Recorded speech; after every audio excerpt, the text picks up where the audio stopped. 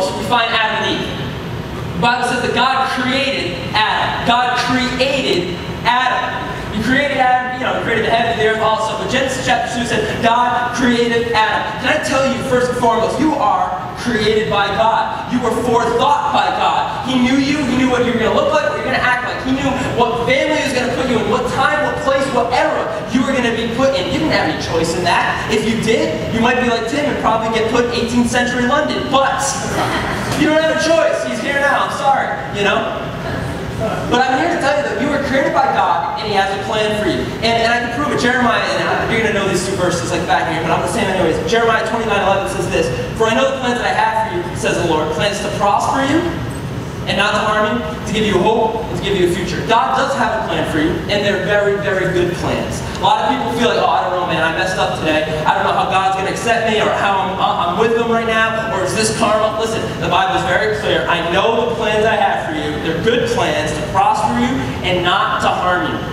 Sometimes people think that God is like waiting and just waiting to just humiliate you in front of everybody, so you are nervous and afraid and twitchy to not mess up. That's not God's way. Listen, God created you. He didn't have to create you. He did create you because He wanted to create you. And He's not going to create you and then say, now, my plan for your life is for it to totally and completely suck. Oh, this is going to be fun. No, He created you and said, now, I'm going to give you a plan, I'm going to give you a purpose, I'm going to give you a calling, and I'm going to give you a destiny.